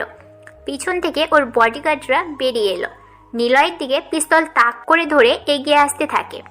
নিলয় ওর কোমর থেকে পিস্তল বের করে সাইলেন্সার লাগিয়ে পরপর চোখের নিমেষেই 10 জন বডিগার্ডকে মেরে ফেলল। অয়ন ভয়ে চুপসে যায়। নিলয় এগিয়ে আসে অয়নের দিকে। অয়ন তখনও গাড়ির মধ্যে বসে আছে। নিলয় এগিয়ে যায় অয়নের কাছে। অয়নের গাড়ির কাছে এসে অয়নকে বেরিয়ে আসতে বলে, কিন্তু বেচারা এত বেশি ভয় পেয়েছে যে সে আর বের হচ্ছে না। নিলয় ঘুষি দিয়ে ওর গাড়ির কাঁচ ভেঙে দরজার লক ওপেন করে অয়নকে বের করে আনে। অয়নকে ভারী গলায় বলল, হ্যালো মিস্টার অয়ন, আমি ডেভিল। আপনার সাথে আমার কথা আছে, গুরুত্বপূর্ণ কথা, ভয় পাবেন না। আপনি কি চান? আপনার ল্যাপটপ আনুন, তাড়াতাড়ি আনুন। যা বলবো চুপচাপ শুনবেন, না হলে নতুন কেনা পিস্তলের গুলি আপনার কপাল ছাড়া বাইরে যাবে না। ওকে। অয়ন ল্যাপটপ আনে। নিলয় পকেট থেকে পেন ড্রাইভ বের করে অয়নের ল্যাপটপ অন করে। অয়ন বোকার মতো তাকিয়ে থাকে নিলয়ের দিকে, কারণ ও ল্যাপটপের পাসওয়ার্ড দেওয়া ছিল। অথচ নিলয় অয়নকে না জিজ্ঞেস করে অনায়াসেই সে পাসওয়ার্ড বাতিয়ে লক খোলে, পেন ড্রাইভ লাগিয়ে পড়ল। দেখুন তো এটা আপনার স্ত্রী কিনা। অয়ন দেখে নীরা একটা রুমে বসে আছে। রুমটা বেশ সুন্দরভাবে সাজানো, বিছানার উপর চারপাশে ফুল ছিটিয়ে রাখা। রুমটা অয়নের খুব অপরিচিত। অয়ন দেখতে থাকে নীরা শাড়ি পরে বসে আছে সেখানে, কিন্তু শাড়ি ভেদ করে নীরার শরীরের অনেক অংশই দেখা যাচ্ছে। অয়ন কখনো এমন শাড়ি নীরাকে কিনে দেয়নি। ভিডিও চলতে থাকে। নীরা বসে থাকার এক পর্যায়ে সেখানে একজন পাঞ্জাবি পরা লোক আসলো। লোকটা এসেই নীরার সামনে বসলো। মুখ দেখা যাচ্ছে না। নিলয় ভিডিওতে লোকটার মুখ ব্লুয়ার ইফেক্ট দিয়ে হাইড করে দিয়েছে। ব্লুয়ার হলো ডিএসএলআর ক্যামেরার একটা আধুনিক সিস্টেম। পিছনের কিছু দৃশ্য ঘোলা করে সামনে থাকা ব্যক্তির ছবিটা ক্লিয়ার করে দেয়। লোকটা এসে নীরার ঠোঁটে চুমু খায়। অয়ন সাথে সাথেই গাড়ির উপর একটা থাবা দিয়ে চোখ বন্ধ করে নিল। পাশে থাকা নিলয় মুচকি হাসতে থাকে। এরপর পাতলা শাড়ি নীরার গা থেকে খুলে নিল লোকটা। নীরা এখন অর্ধনগ্ন হয়ে আছে। নিলয় ভিডিও পজ করে দিল। ল্যাপটপটা নিজের কাছে টেনে এনে গাড়ির সামনের দিকের উপর বসলো ও। ভিডিওটা প্লে করো প্লিজ, আমি দেখতে চাই কি হয়েছে। প্লিজ ভিডিওটা প্লে করো। নিলয় আবারও ভিডিওটি চালু করে দেয়। অয়ন দেখতে থাকে। লোকটা নীরার পা থেকে একটা করে কাপড় খুলে ফেলল। নিলয় আবারও থামিয়ে দেয়। ল্যাপটপের শাটার টেনে দিয়ে অয়নের দিকে তাকালো। অয়নের চোখ মুখ এখন রাগে লাল হয়ে গেছে। অয়ন রাগের উত্তেজনায় গাড়িতে জোরে জোরে কয়েকটা লাথি মারল। তবুও যেন অয়নের রাগ কমল না। সে গাড়ির কাঁচে জোরে খালি হাতে ঘুষি দেয়। অয়নের হাত কেটে রক্ত ফিনকি দিয়ে বের হতে থাকে। নিলয় রুমাল বের করে অয়নের দিকে বাড়িয়ে দিতেই অয়ন রুমালটা রাস্তায় ছুঁড়ে ফেলে। নিলয় শব্দ করেই হাসল। অয়নকে ইশারায় গাড়ির উপর বসতে বলল। অয়ন নিলয়ের পাশে এসে বসেছে। পকেট থেকে দুটো সিগারেট বের করলো নিলয়। অয়ন নিজেই ওর পকেট থেকে লাইটার বের করে সিগারেট নিয়ে আগুন জ্বালালো। দুজনেই সিগারেট জ্বালিয়ে টানতে থাকে। কিছু সময় পর নিলয় ভারী গলাতে বলল, আমি ডেভিল, আমাকে চিনবেন না। চিনি, তুমি একজন হ্যাকার। টিভিতে তোমার ছবি দেখেছিলাম। ওয়াও। লোকটাকে নীরার সাথে যে ছিল ওই লোকটাকে? লোকটাকে সেটা আমি বলবো না, নীরার থেকে শুনবেন। ডেভিল, আমাকে প্লিজ বলো কে ওই লোক?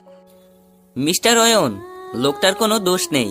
দোষ হলো নীরার, কারণ কোনো ছেলে কখনো মেয়ের গায়ে হাত দিতে পারে না যতক্ষণ না মেয়েটা হাত দেওয়ার সুযোগ দিবে। সো কিছু বলতে হলে নীরাকে বলুন। ঠিক। নীরাকে আমি মেরে ফেলবো। তার আগে বলো তোমার কি চাই? Smart, you are smart, I like it, I need money. আমি নেশায় আসক্ত, না নারীর নেশায়, না স্মোক আর অন্য কিছুর উপর। আমার একটাই নেশা, টাকার। ডেভিল শুধু টাকার নেশায় আসক্ত। টাকা পেলে সব কিছুতে আমি রাজি। ও, টাকা পাবে, কিন্তু পেনড্রাইভটা আমাকে দিতে হবে। তুমি কি নীরার সাথে লোকটাকে চেনো? না, তবে খুঁজে দিতে পারি। ঠিক আছে। লোকটার সব ডিটেলস তুমি দিবা। পুরোটা জেনেই আমি নীরাকে মেরে ফেলবো। মারার আগে ওর সব কুকীর্তি দেখে দেব। আমাকে ঠকানো, তাই না? হাসলে কেন ডেভিল? ডেভিল তার হাসির কারণ বলে না, সময় মতো বুঝিয়ে দেয়। তুমিও বুঝতে পারবে। এখন 2 কোটি টাকা ক্যাশ দাও। ওকে, আমি আমার সেক্রেটারিকে বলছি টাকা আনতে। বলো, কিন্তু সে যেন একাই আসে। আমার লোকের কাছে আরো একটি ক্লিপ আছে, সেখানে লোকটার মুখ দেখা যাচ্ছে। সেটা সহ আমি ভাইরাল করে দিব, যদি পুলিশ বা লোক সাথে আনে। না না ডেভিল, কেউ কোনো লোক আনবে না, ও একাই ব্যাগে করে টাকা আনবে।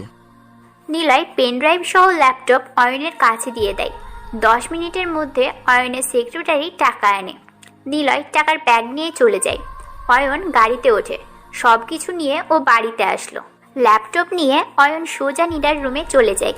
নীরার আইডি হ্যাক হয়েছিল। নীরা এসব কিছুই জানে না। নীরা কখন কার সাথে কি করছে নীরা সহ অন্য কেউ দেখতে পেরেছে। কেমন হয় যদি আপনি আপনার প্রিয় মানুষের সাথে রোম্যান্টিক সেক্সুয়াল আলাপে আছেন আর সেগুলো আপনি ছাড়াও আপনার অগোচরে অন্য কেউ দেখে ফেলছেন একই সময়ে? কেমন লাগবে তখন আপনি ভিডিও কলে আপনার প্রিয় মানুষের সাথে লজ্জাকর অবস্থায়, সেটাও যদি অন্য কেউ দেখে ফেলে কেমন লাগবে?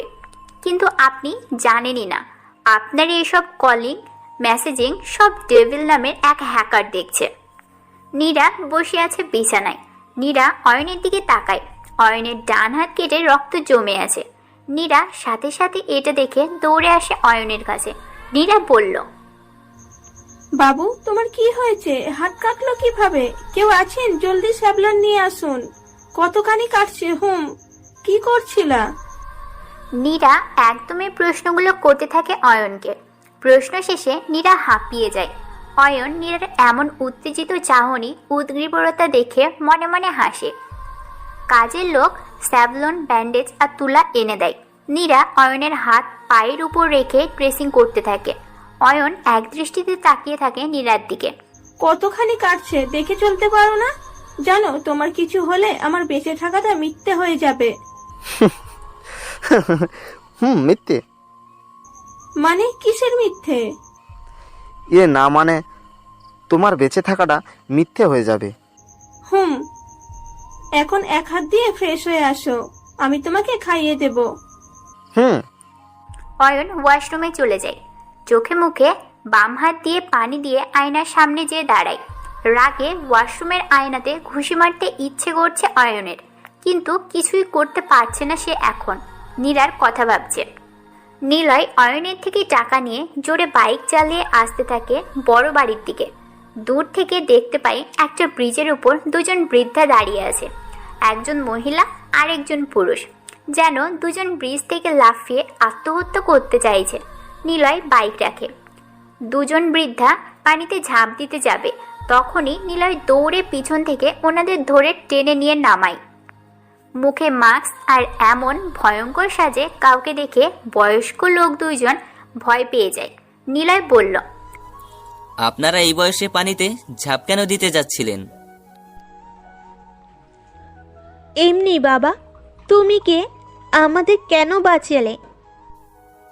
আমার নাম ডেভিল। আপনারা বলুন কেন এমন করছিলেন? আপনাদের সন্তানরা তো কষ্ট পেত। নিলয়ের কথা শুনে বৃদ্ধা দুইজন জোরে জোরে হাসতে থাকে। নিলয় ওনাদের হাসি দেখে অবাক হয়।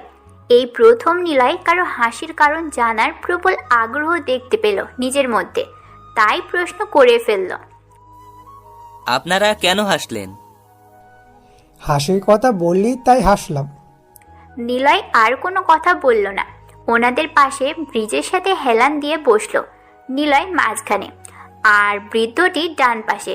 বৃদ্ধাটি বাম পাশে বসে আছে। আকাশে বিশাল চাঁদ উঠেছে। তিনজন ব্যক্তি রাস্তার পাশে বসে চাঁদ দেখছে। ওদিকে অয়ন ওয়াশরুম থেকে বের হয়, ড্রেস চেঞ্জ করে নিল। নিজের রাগ কন্ট্রোলে রেখে সে বিছানায় বসলো। কিছু সময় পর নীরা এলো, হাতে খাবারের প্লেট। অয়নের পাশে যেয়ে বসলো নীরা। মাখিয়ে হাতে নিয়ে অয়নের মুখের কাছে ধরে বলল, নাও হাঁ করো।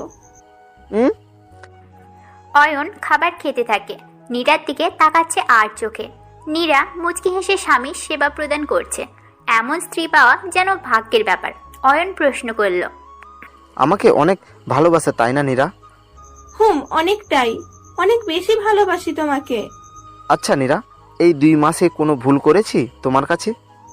ভুল? কিসের ভুল? অনেক বেশি ভালোবাসো আমাকে, আমি জানি। কোনো ভুল নেই গো। আমার নামে তোমার মনে অনেক অভিযোগ, তাই না নীরা? বলতে পারো না শুধু? এই পাগল, কি বলো এসব? তোমার নামে আমার মনে কোনো অভিযোগ নেই। ও আচ্ছা, তুমি এত ভালো কেন? কারণ আমার বরটা আমাকে অনেক ভালোবাসে, তাই। তুমিও খাও, না হলে আমি খাবো না। আচ্ছা বাবা, খাচ্ছি। পাগল একটা। অয়ন হাসতে থাকে, নীরাও হাসে। দুজনের মুখে অভিনয়ের হাসি। অয়ন মনে মনে বলে, নারী বড়ই অদ্ভুত একটা চরিত্র, তাকে চেনা বড্ড মুশকিল। নারী মুখে অভিনয় এত সুন্দর করতে পারে যেটা বোঝা বড়ই মুশকিল। এদিকে নিলয় বসে চাঁদ দেখছে। দুইজন বৃদ্ধা কপালের মাঝে বসে। বৃদ্ধা প্রশ্ন করল, সন্তান মানে কি? সন্তান মানে হলো কুলঙ্গার, অপদার্থ, বেয়াদব। ঠিক বলেছ বাবা। যে মা 10 মাস পেটে রেখে সন্তানের লাথি খেয়ে জন্ম দেয়, সেই সন্তান বড় হয়ে মাকে গালি দিলেও কষ্ট লাগে না, হাসি মুখে ভুল করেছে বলে মেনে নিই। যে বাবা ঈদের আগে নিজের জন্য একটা পাঞ্জাবি না কিনে সন্তানের খুশি দেখার আশায় সারাদিন কাজ করে সন্তানদের জন্য ঈদের কাপড় কিনে দেয়, ঈদের দিন ওই পাপা পুরনো ছেঁড়া পাঞ্জাবি পরে ঈদ কাটায়, মনে মনে বলে সন্তান বড় হলে আর কষ্ট পাবো না, তখন সে না চাইতেও অনেক পাঞ্জাবি কিনে দেবে। সেই সন্তান কি করেছে জানো? বিয়ের পর বউয়ের ভালোবাসা পেয়ে আমাদেরকে কালকে বৃদ্ধাশ্রমে রেখে আসতে চেয়েছে। কষ্টে বাড়ি থেকে রাতেই বের হয়ে এসেছি, নিজেদেরকে মেরে ফেলতে চেয়েছি এখানে এসে। নিলয় জোরে জোরে হাসতে থাকে। নিলয়ের হাসিতে চোখ দিয়ে পানি বের হয়ে পড়ছে, কিন্তু মাস্কের জন্য এই কান্নাটা কেউ দেখতেই পারছে না। নিলয়ের এমন হাসি শুনে বয়স্ক মা বাবাও হাসতে থাকে। মা হাসতে হাসতে বলে, ছেলের পরীক্ষার ফিসের টাকা নেই, লোকটার গায়ে অনেক জ্বর। ছেলে এসে বলেছিল, মা এইচএসসি পরীক্ষার ফিস দিতে হবে, টাকা লাগবে, কালকে টাকা জমা দিতে হবে, কালকে যেন যাওয়া লাগে না। আমি ছেলেকে বলতে যাব, তোর বাবার গায়ে তো জ্বর, কাজে যেতে পারছে না, এই মুহূর্তে কিভাবে পারবে? কথাটা পুরো শেষ করতে পারেনি। লোকটা বিছানায় শুয়েছিল, উঠে এসে ছেলের মাথায় হাত দিয়ে বলেছিল, বাবা যা, বই পড়, চিন্তা করিস না, টাকা কাল পেয়ে যাবি। কই খোকার মা, গামছাটা দাও তো। না চাওয়া সত্ত্বেও সেদিন গামছা এগিয়ে দিতে হয় আমার। খোকা জানেই না ওর বাবা কত কষ্ট করে পরীক্ষার টাকা জোগাড় করেছিল। মা বাবার স্বপ্ন ছেলে বড় হয়ে যেন বাবার মতো কষ্ট না করতে পারে, সুখে থাকতে পারে, সারা জীবন যেন একসাথে থাকতে পারে খোকাকে নিয়ে। সেই ছেলে এখন বড় হয়ে চাকরি পেয়ে বিয়ে করে, আর বউ আসতে না আসতেই মা বাবা হয়ে যায় সবার চোখের বিষ। বইয়ের জন্য এই মা বাবাকে বাড়ি ছেড়ে চলে আসতে হয়। নিলয় বসা থেকে উঠে দাঁড়ালো। মাসুমদের কল দেয়, ডেভিল পোশাক পরে চলে আয়, আমাকে ট্র্যাক করে খুঁজে বের কর। আর শোন, আজ থেকে তোদের নিকনেম কম্পিউটারের ভাইরাসের সাথে মিলিয়ে রাখবি। নিলয় বয়স্ক মা বাবার দিকে তাকায়, বলে, আসুন আমার সাথে। কোথায়? আপনার বাসায়। আপনার গুণধর ছেলের সাথে একটু কথা বলবো, ওনাকে দেখতে খুব ইচ্ছে করছে। চলো বাবা। নিলয় বাইকের উপর ওনাদেরকে তুলল। একটানে ঠিকানা অনুযায়ী চলে আসেন বাড়ির সামনে। মাসুমেরাও একই পোশাক পরে চলে আসলো। নিলয় বৃদ্ধা আর বৃদ্ধের হাত ধরে বাড়ির মধ্যে আসলো। আপনারা আগে যান, আমি পিছনে আসি। ওনারা দুজন আগে যেতে থাকে। বাড়ির মেন ঘরে ঢুকতে যাবে তার আগেই একটা মেয়ে এসে জোর গলায় বলতে লাগলো, আপনারা আসছেন? রাতে যখন কাউকে না বলে চলে গিয়েছিলেন ভেবেছিলাম আর আসবেন না, অনেক খুশি লাগছিল। আপদ বিদায় হয়েছিল, কিন্তু না, আপদগুলো আবার আসছে। আপনাদের কি লজ্জা শরম নেই? কতবার বলবো আপনাদের আর দরকার নেই, নিজেদের মতো যেয়ে থাকুন। আপনারা হলেন। মেয়েটা হলো এ বাড়ির ছেলে, মানে মিশুর বউ মিম। মিম পুরো কথাটা শেষ করতে পারেনি। নিলয় এসে সজোরে মিমের গালে চড় বসিয়ে দিল। মিম এক চড়ে ঘুরে পড়ে গেল মাটিতে। কোনো রকমে উঠে দাঁড়িয়ে জোরে চিৎকার করে বলে উঠল, নিলয় কোমর থেকে পিস্তল বের করে মিমের দিকে তাক করে ধরে বলে, আর একবার মুখ দিয়ে জোরে আওয়াজ বের কর, তোকে মেরে এই বাড়ির উঠানে আধা গর্ত করে পুঁতে দিব। নিলয়ের হাতে পিস্তল আর এমন কথা শুনে মিম ভয়ে একদম চুপ হয়ে যায়। তবে চিৎকার শুনে মিশু দৌড়ে আসলো সেখানে। কি হয়েছে মিম? ওগো, তোমার মা বাবা দেখো আমাকে মারার জন্য কোথা থেকে গুন্ডা ভাড়া করে এনেছে। এই ভাই, কে আপনি আর এমন পোশাকে আসছেন? আপনি আমাকে চেনেন? একটা ফোন কল আপনাকে। মিশুর কথা শেষ হলো না, নিলয় জোরে এক ঘুষি দেয় কপালে। মিশু দেয়ালের সাথে বাড়ি খেয়ে পড়ে যেতে যাবে, মিম ওকে ধরে ফেলে। নিলয় পিস্তল মিশুর বুকে ঠেকিয়ে ধরতেই বৃদ্ধা মা সামনে এগিয়ে এসে বলে, বাবা, আমার ছেলেকে মেরো না, ওর কোনো দোষ নেই, হয়তো আমরাই তাকে ভালোবাসতে পারিনি। আমাকে মারো, তবু ওকে কিছু বলো না। দেখ, এইটাই মা, যে মা তোর মরাটা দেখতে পারবে না বলে আমাকে অনুরোধ করছে, কিন্তু তোর বউ একবারও আমাকে আটকায়নি। শালা, তুই বউয়ের জন্য নিজের মা বাবাকে ফেলে দিয়েছিস রাস্তায়। তোকে তো আমি। বাবা ছেড়ে দাও, ভুলগুলো আমাদের, আমরাই সন্তানকে ঠিকমতো মানুষ করতে পারিনি। শোন, পৃথিবীতে একমাত্র নিঃস্বার্থভাবে ভালোবাসে মা বাবা, আবার তারাই সন্তানকে অবহেলা করে রাস্তায় ফেলে দেয়। ডাস্টবিনের পচা ময়লা আর নষ্ট খাবারের মধ্যে থেকে চিৎকার শোনা যায় কান্নার। সেই ডাস্টবিনে কেবল ময়লা আবর্জনা আর খাবার পরে থাকে না, থাকে এক অমীমাংসিত পেট থেকে বের হওয়া সদ্য বাচ্চার আর্তনাদ। তারা মা বাবা নয়, তারা খুনি। বৃদ্ধাশ্রমে কোনো এক বৃদ্ধ পিতা গেটের দিকে রাতের শেষে নতুন সকাল হলেই তাকিয়ে থাকে, মনে মনে প্রতিদিন বলে, এখান থেকে আমার ছেলে একদিন ঠিকই আমাকে নিতে আসবে। কিন্তু সেই সন্তান আর আসে না। আশায় থাকতে থাকতে পিতা মারা যায় একদিন। মারা যাওয়ার আগে একবারও সন্তানের জন্য বলে না, আল্লাহ, আমাকে যতটা আমার সন্তান কষ্ট দিয়েছে, সে যেন এর থেকেও বেশি কষ্টে মরে। পিতা কি বলে জানিস? বলে, আমার সন্তান না বুঝে ভুল করেছে, আল্লাহ তুমি যেন তাকে মাফ করে দাও। আর সন্তান কি করে? বউয়ের কোলে মাথা রেখে পাখা আর এসির বাতাসে শুয়ে থেকে বলে, জান তুমি না খেলে আমি খাবো না। শালা হারামি, সেইগুলো কোনো সন্তান না। এই মেয়ে, আজ যদি তোর বড় ভাই হতাম আমি, আর তোর মা বাবাকে এভাবে বের করে দিয়ে বউকে নিয়ে সুখ খুঁজতাম, তোর কেমন লাগতো? তখন মেনে নিতে পারতি? নিজের বেলাতে কেউ মানতে চায় না, অন্যের বেলাতে বাস ঠিকই খুঁজে দিয়ে আসে। সরি আন্টি, সরি আঙ্কেল, আপনাদের ছেলের গায়ে হাত দেওয়ার জন্য। চলুন, আপনারা আমার সাথে থাকবেন। নিলয় কথাগুলো বলে বয়স্ক মা বাবাকে নিয়ে চলে আসবে, তখনই মিশু ডাক দেয়। দৌড়ে মা বাবার সামনে এসে দাঁড়িয়ে কিছুক্ষণ তাকিয়ে থাকে। নিলয় সরে আসে সেখান থেকে। মিশু ওর মা বাবার পায়ে হাত দিয়ে বলে, আমাকে মাফ করে দাও মা বাবা। আরে ওর বোকা ছেলে, তোকে কখন মাপ করে দিয়েছি? বুকে আয় সোনা। মা বাবাকে জড়িয়ে ধরে মিশু, কাঁদতে থাকে ওরা তিনজন। একটু পর দৌড়ে আসে মিম, সেও পা ধরে মাফ চাইতে যাবে, বাবা আটকান। সবাইকে বুকে জড়িয়ে নিয়ে কিছু সময় কাঁদতে থাকে। নিলয় মুচকি হাসে, এবারও ওর হাসি কেউ বুঝতে পারছে না। নিলয় মাসুমদের নিয়ে চলে আসতে যাবে, পিছন থেকে মহিলা ডাক দেয়, এই ছেলে শোনো। তোমার নাম কি? ডেভিল। ডেভিল মানে শয়তান? তুমি কি শয়তান? না, তুমি শয়তান না, তুমি ফেরেশতা। না, আমি ডেভিল। ডেভিলের মনে কোনো দয়া নেই। ডেভিল অনেক খারাপ।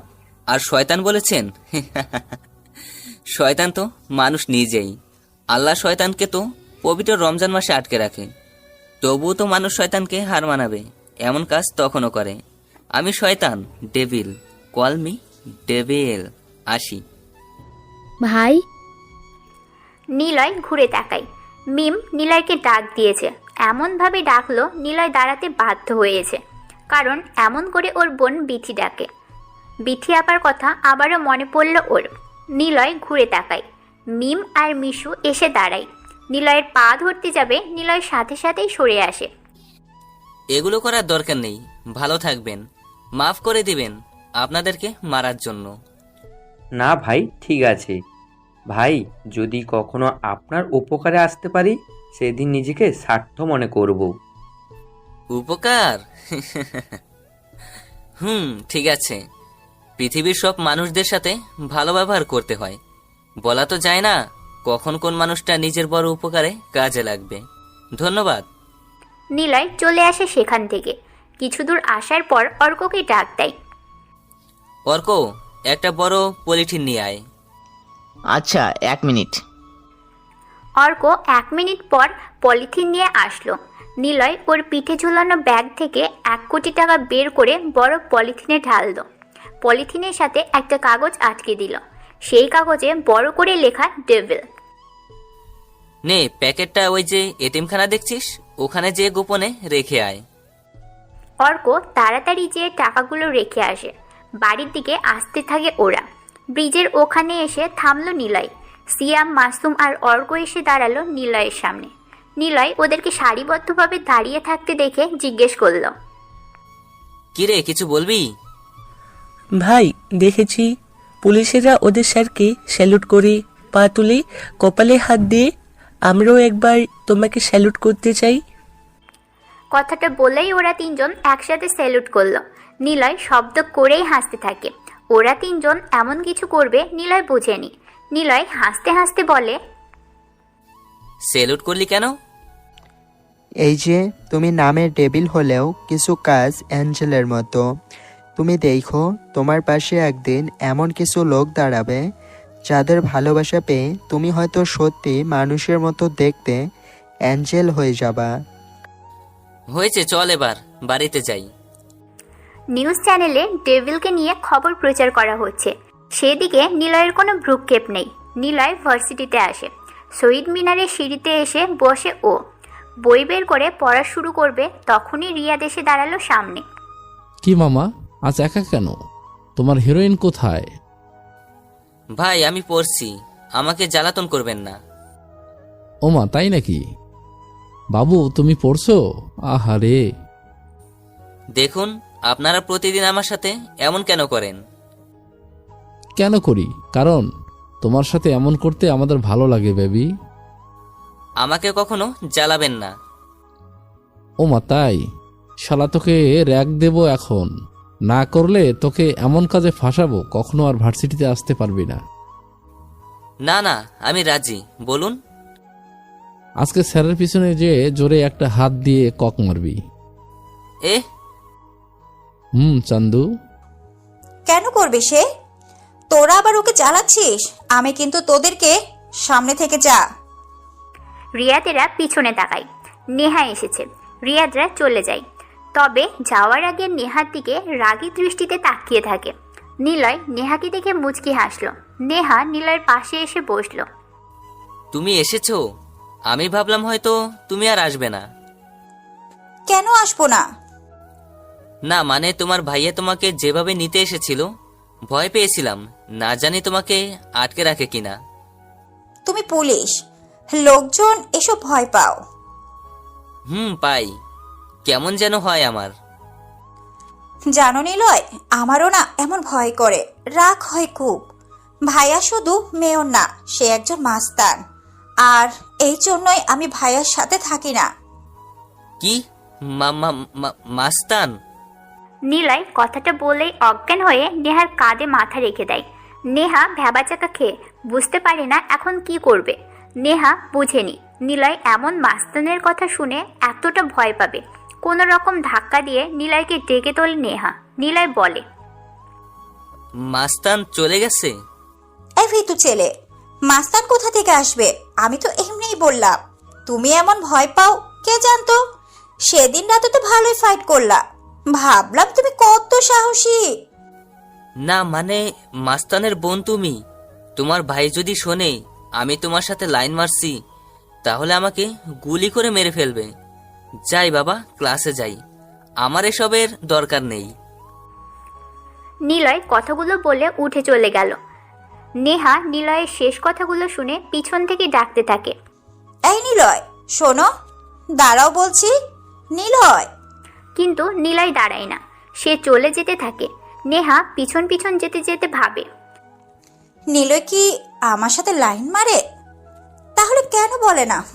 বান্দর ছেলে। আচ্ছা, নিলয় কি বোঝে না আমি ওকে পছন্দ করি? নেহা আর নিলয় একসাথে ক্লাসে প্রবেশ করলো। মিলন সাকিবকে ফোন করে। ভাই, নেহা ম্যাম আর নিলয়ের মধ্যে রিলেশন আছে। কি? তুই কিভাবে বুঝলি? নিলয় নেহা কাঁধে মাথা রেখে বসেছিল, নেহা হাসছিল, নেহা ম্যাম নিলয়ের পেছনে দৌড়াচ্ছিল। এমনটা হয় একটা রিলেশনের মধ্যে থাকলে। অর্ডার দেন ভাই, ওকে ক্লাসে গিয়ে পিটিয়ে আসি। কি হিরোর মতো কথা! হারামি, ভার্সিটিটা তো আমার আন্ডারে। তুই আমার লোকে ক্লাসে যে স্টুডেন্ট খেলাবি, বেঁচে ফিরতে পারবি তো? সব সারা থেকে শুনি নেই। আচ্ছা ভাই, আমি এখন থেকে ওদের প্রেম করা দেখব। ওই চুপ কর, চলে আয় ওখান থেকে। মিলন ফোন কেটে দিল। নিলয়ের উপর কড়া নজর রাখছে ওরা। এদিকে সিভিল ড্রেসে থাকা পুলিশ লাবণ্য ম্যামকে কল দেয়। উনি রিসিভ করলেন। ম্যাডাম, আপনি যে নিলয় নামের ছেলেটার ওপর নজর রাখতে বলেছিলেন, ছেলেটা বেশ হাওয়াগোয়া ভিটু টাইপের। ভার্সিটির কয়েকটা ছেলে নিলয়কে রোজ বিরক্ত করে। নিলয় ভয়ে কিছুই বলে না, চুপচাপ সহ্য করে। দাদার মাকার ছেলে হলে যা হয়।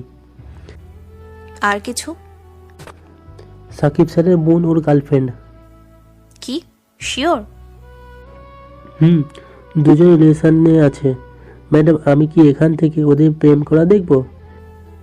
শাট আপ, চলে আসো সেখান থেকে। আর নিলয় কোথায় থাকে খোঁজ নাও। Okay madam. মিলন আর পুলিশের লোক চলে যায় ভার্সিটি থেকে। নিলয় একটা বেঞ্চে যেয়ে বসলো। নেহা ওর পাশাপাশি বেঞ্চে বসে নিলয়ের দিকে তাকিয়ে আছে। নেহা মনে মনে এমন ইনোসেন্ট একটা ছেলেকেই খুঁজেছে, এমন কাউকেই সে নিজের করে চেয়েছে। পেয়ে গেছে, এবার নিজের কাছে রাখার পালা। স্যার ক্লাসে আসলেন। সবাই ক্লাসে বসে আছে। নেহা মাঝে মাঝে নিলয়ের দিকে তাকাচ্ছে, নিলয়ও আর চোখে তাকাচ্ছে নেহার দিকে। ফরহাদ স্যার আসলেন। সবার সাথে টুকটাক কথা বলে উনি স্টাডি শুরু করলেন। নিলয়কে উঠে দাঁড়াতে বলে, নিলয় দাঁড়াও। জি স্যার। তুমি কি সবসময় পড়াশোনা করো? না স্যার। তাহলে এত কিছু কিভাবে জানো? এমনিতেই পারি, কম্পিউটার সংক্রান্ত সব আমার জানা। গুড। তাহলে বলো তো, পৃথিবীতে প্রথম কোন কম্পিউটারে স্টোর প্রোগ্রামে কনসেপ্ট ব্যবহার করা হয়? ইডিএসএসি প্রথম স্টোরেজ প্রোগ্রামের ধারণা দেন জন নিউম্যান। বুঝতে পারছি নিলয়, তুমি জিনিয়াস। ক্লাস শেষ হয়। নিলয় বের হয় ক্লাস থেকে। অর্ক, মাসুম আর সিয়াম আসে নিলয়ের কাছে। নিলয়কে সালাম দিয়ে অর্ক বলে, নিলয় ভাই আমাদের ভাবি নাকি? দেখতে কিন্তু অনেক সুন্দর। আসসালামু আলাইকুম ভাবি, কেমন আছেন? ওয়ালাইকুম আসসালাম। বাট তোমাদের তো চিনলাম না।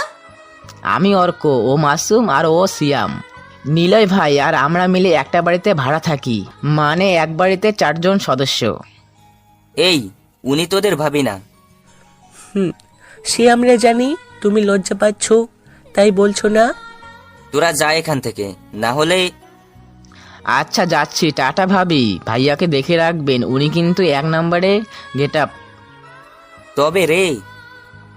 ওরা 3 জন দৌড়ে চলে যায়। নেহা নিলয়ের পাশে এসে দাঁড়ালো। স্যারকে দেখে নিলয় বলল, ওরা মজা করছিল, কিছু মনে নিও না। ওদেরকে তাড়ালে কেন? কত সুন্দর করে ভাবি রাখছিল। তুমি রাগ করো নেই? না, রাগ করব কেন? তুমি তো আমাকে পছন্দ করো, আমিও করি। বুঝলাম। আচ্ছা আসি।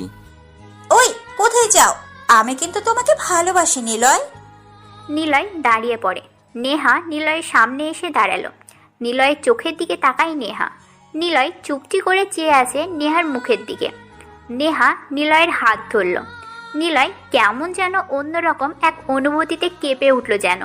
চোখ বন্ধ করতেই নিলয়ের মনে পড়ল, শালা লুজার, খ্যাত গার্লফ্রেন্ডের দামি গিফট দিতে পারিস না, আবার আসিস বার্থডে পার্টিতে? বের হ শালা, যাওয়ার আগে খেয়ে যাস। নিলয় নেহা থেকে হাত ছাড়িয়ে নিল। নিদার কথাগুলো মনে পড়েছে ওর। নেহা নিলয়ের দিকে তাকিয়ে বলল, নিলয়, প্রতিটা মেয়ে যাই করুক একজনকে খুব করে ভালোবাসে, সেই একজনটা আবার মেয়েটাকেই কষ্ট দেয়। এমনটা কেন হয় কি জানো? হয়তো এটা ভালোবাসার কোনো সমীকরণ মাত্র। একটা মেয়ে তার প্রিয় মানুষকে ঘিরে থাকে ছোট ছোট চাওয়া, আশা, আকাঙ্ক্ষা, স্বপ্ন। তোমাকে ঘিরে আমার ভাবনাগুলোর পরিধিটাও বিশাল, কেমন যেন পাগলাটে টাইপ। শোনো না, রোজ রাতে তোমার বুকে মাথা রেখে টিপ টিপ শব্দ শুনে ঘুম পাড়ার জন্য তোমাকে চাই। আমার শীত করবে, তুমি গায়ে কাঁথা জড়িয়ে দিতে চাইবে, আমি তোমাকে শক্ত করে জড়িয়ে শীত উপভোগ করার জন্য তোমাকে চাই। এক ছাতার নিচে বর্ষণমুখর দিনে দুজনে ভিজে যাওয়ার ভয়ে একসাথে জড়াজড়ি করে হাঁটতে চাই তোমার সাথে বেশ কিছুটা সময়। তারপর দূরে যেয়ে ছাতা উড়িয়ে দিয়ে একসাথে হাত ধরে ভিজতে চাই। দামি রেস্টুরেন্টে বিশাল দামের খাবার চামচ দিয়ে খেতে চাই না, রাস্তার পাশের হোটেল থেকে গরম গরম মাংসের সাথে সাদা ভাত হাত দিয়ে খাওয়ার জন্য পাশে তোমাকে চাই। বাইকের পেছনে বসে তোমাকে আঁকড়ে ধরে লং ড্রাইভে যেতে চাই না। রিক্সা কিংবা সাইকেলে তোমার খুব কাছে বসে আমার এলোমেলো চুল তোমার মুখের উপর পড়বে, তুমি সেগুলো সরিয়ে দিবে। আমি ইচ্ছে করে তোমার মুখে আবার আমার চুল ছড়িয়ে দেওয়ার জন্য তোমাকে চাই। পাস্তা কিংবা বার্গার খাওয়ার ইচ্ছে নেই, চটপটি আইসক্রিম আর ফুচকা খাওয়ার জন্য তোমাকে চাই। নিলয়, যেদিন তুমি আমাকে বাঁচিয়েছিলে খারাপ লোকদের সাথে, সেদিন তুমি বলেছিলে বাংলা সিনেমার মতো ওড়না ছেড়ে দিতে হবে না। সেদিন তোমার কথা শুনে বুঝেছিলাম তুমি ইউনিক একজন। তোমার সাথে কথা বলা, বন্ধুত্ব সব মিলিয়ে যেন আমি পেয়েছি বিশাল কিছু।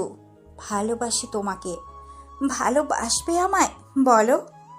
নিলয় কোনো কথা বলল না, চোখে হঠাৎ তোর পানি আসা শুরু করেছে।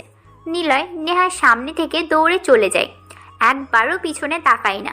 নেহা পোকার মতো তাকিয়ে আছে নিলয় চলে যাওয়ার দিকে। নেহা অনেকটা আশা নিয়ে নিলয়কে ওর মনের মধ্যে জমে থাকা কথাগুলো বলেছে, কিন্তু নিলয় কল্পনাতেও নীরাকে পেয়েছে। নীরার ধোকাটা ওর সামনে এসে নেহা থেকে নিজেকে দূরে ঠেলে দিয়েছে। বারবার ওর মনে হয়েছে নীরার মতো যদি নেহা এমন করে। না, আমি চাই না আর জড়াতে কারো সাথে। নারী মানেই ধোকাবাজ। ক্যাম্পাস থেকে বের হতেই নিলয়ের কারোর সাথে যেন ধাক্কা লাগে। নিলয় ছিটকে পড়ে যায়, তাকিয়ে দেখে লাবণ্য রাস্তার পাশেই পড়ে আছে। নিলয় তাড়াতাড়ি লাবণ্যের চশমাটা হাতে দিয়ে লাবণ্যকে টেনে তুলে লাবণ্যর দিকে চশমা বাড়িয়ে কাঁদো কাঁদো ভীতু গলায় বলল, sorry ma'am, I am so দুঃখিত। না মানে আমি ইচ্ছে করে করিনি, আমাকে প্লিজ থানায় নেবেন না। আমি ধাক্কা দিতে চাইনি, আপনি সামনে আসলেন।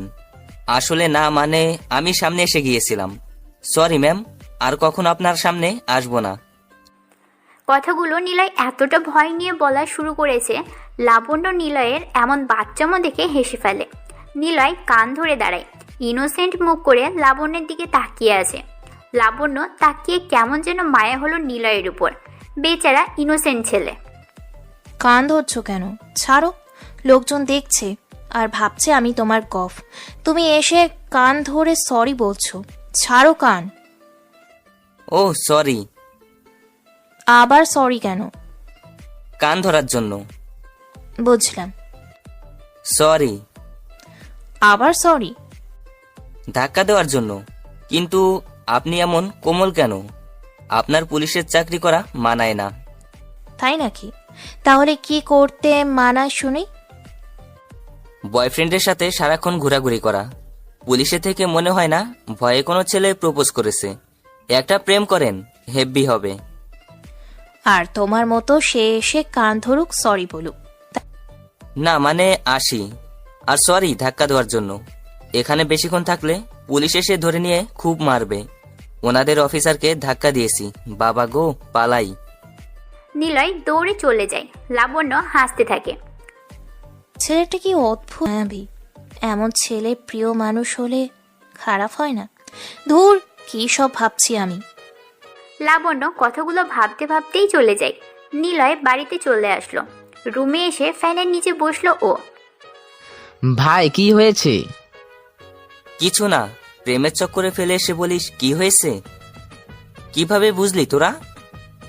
ভাই তুমি টেকনোলজি আর মাস্তানি মাইন্ড গেমার হলেও প্রেমের অর্ধেক কিন্তু তুমি খুব কাঁচা। আসো প্রেমের আইসিডি শেখাই। পিটানি খাবি তুই? যা সামনে থেকে যা। মাস্তানদের প্রেমিকা হলেও হতে পারে, কিন্তু হ্যাকারদের কোনো প্রেমিকা থাকতে নেই। আচ্ছা, তাহলে কাজের কথা বলো। ব্যাংক থেকে টাকা উঠাতে হবে। এজন্য আমাদের ছোট একটি অ্যাকাউন্ট হ্যাক করতে হবে, যে অ্যাকাউন্টে অল্প কিছু টাকা থাকবে, যেন সেই অ্যাকাউন্ট সক্রিয় করে আমরা আমাদের সব টাকা ওই ছোট অ্যাকাউন্টে লঞ্চ করে বের করে নেব। হ্যাকিং এর অনেক পর্যায় আছে, তবে অ্যাকাউন্ট হ্যাক যেমন ব্যাংক, ফেসবুক, মেল ইত্যাদি। অ্যাকাউন্ট হ্যাক তোদের পরে বলবো। ফেসবুক কিভাবে হ্যাক করি সহজেই বলি।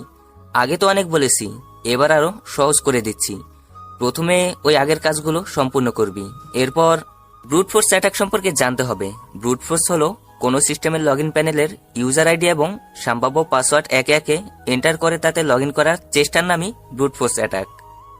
মূলত এমন ব্রুট ফোর্স অ্যাটাক সময় সাপেক্ষ এবং অনিশ্চিত সম্ভব নয়, তথাপি এমন অ্যাটাক রুখতে ক্যাপচা অপশন রাখা হয়, যাতে কোনো প্রোগ্রাম ওই সিস্টেমে রোবোটিকভাবে অ্যাটাক করতে না পারে।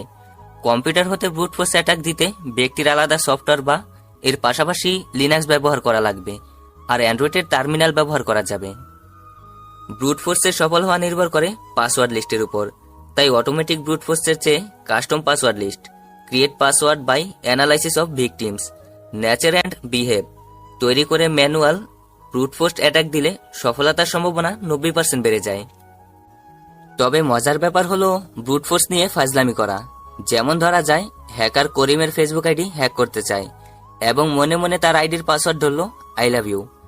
এবার লগ ইন করে দেখলে সেটা 99.9% সম্ভাবনা থাকে না, হ্যাকার ফেল হবে।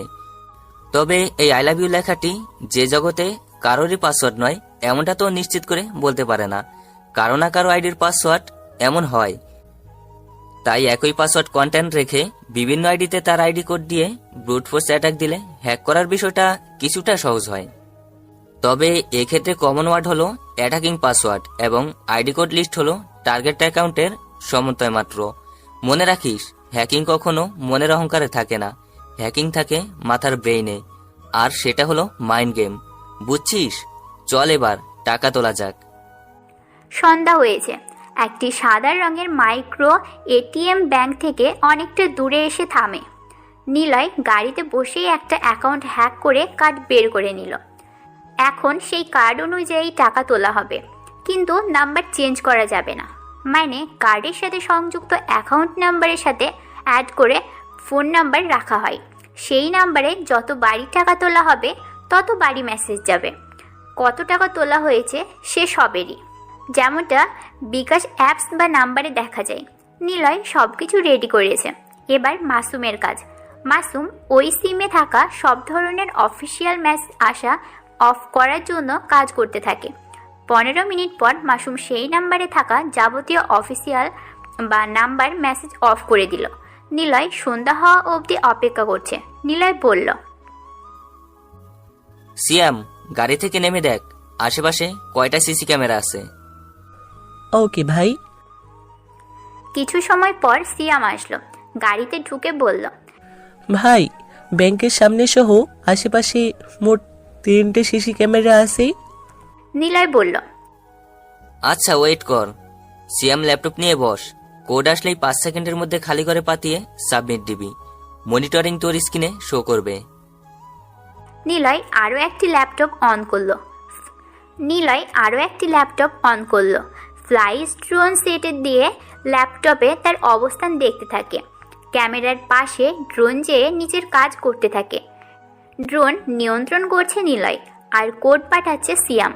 এভাবে এটিএম ব্যাংকের মেশিনের কাছে যায় ড্রোন। সেখানে থাকা মেশিনের উপর আর পিছনে থাকা সব ক্যামেরা হ্যাক করে নিয়ে নিলয় ফুটেজ বদলাতে থাকে। অর্ক, যা কানে ব্লুটুথ গুজে যা, আমি কলে থাকছি, তোকে বলে দেব কি কি করতে হবে। ওকে, যাচ্ছি। 1 মিনিট, এখানে দেখ লম্বা চুলার দাঁড়িয়ে রাখা আছে, মুখে আর মাথায় দিয়ে নে। শার্ট ইন কর। তোর ব্যাগে দেখ কোটও আছে, চেয়ারের নিচে শু আছে, সবকিছু পরে নে। একদম ভদ্রলোকের মতো হয়ে যা। মনে হচ্ছে সামথিং একটা ব্যাপার হতে পারে। অর্ক গাড়ি থেকে বের হয়। ক্যামেরাতে কাউকেই আর রেকর্ড করছে না, তবে ব্যাংকের মধ্যে তাকে এডিটরে গ্রাফিক্স শো হচ্ছে। মানুষ হাঁটছে, দৌড়াচ্ছে, গাড়ি চলছে, সব স্বাভাবিক আছে। কিন্তু ওরা কেউ জানে না ক্যামেরা হ্যাক করা হয়েছে। ক্যামেরা এখন কোনো কিছুই রেকর্ড করছে না। অর্ক টাকা বের করার মেশিনের সামনে এসে দাঁড়ালো। ভাই সিকিউরিটি গার্ড আছে, বলছে ব্লুটুথ নিয়ে ঢোকা যাবে না, আর ওদের কাছে ক্যামেরা আমরা ছবি তুলে নিয়েছি। আচ্ছা ব্লুটুথ জমা দে, তোর ব্লুটুথের নাম্বার ভার্সন 43CH। এরপর তুই ভিতরে ঢোক, ছবি তুলছে তুলুক, ব্যাপার না। ভিতরে ঢুকে পকেট থেকে ফোন বের করবি, বাম পাশের পকেটে একটা সাদা কাগজ দেখবি, ওটা টাকা তোলার পরেই ফেলে দিয়ে আসবি। তারপর নিজেই বুঝতে পারবি কি করতে হবে। আচ্ছা ঠিক আছে। অর্ক ভিতরে ঢুকলো। মেশিনের সামনে যেয়ে অর্ক ফোন বের করলো। সেখানে একটি মেসেজ, পাসওয়ার্ড 0986765, টাকার পরিমাণ 3 কোটি টাকা। অর্ক টাকার অ্যামাউন্ট পাতিয়ে পাসওয়ার্ড দিয়ে মেশিন থেকে টাকাগুলো বের করে।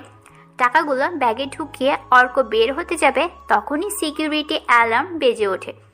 অর্ক ব্যাংক থেকে কিছুটা দূরে চলে এসেছে। শিট, এই ব্যাংকে কোটি টাকা বের করার সিস্টেমে অ্যালার্ট অ্যালার্ম রেখে দিয়েছে। যে কোটি টাকা তুলবে তাকে চেক করে ব্যাকগ্রাউন্ড খুঁজে বের করবে, কেন তুলছে টাকা, সঠিক খাজনার হিসেব দিয়েই তবে টাকা নিয়ে যেতে পারবে।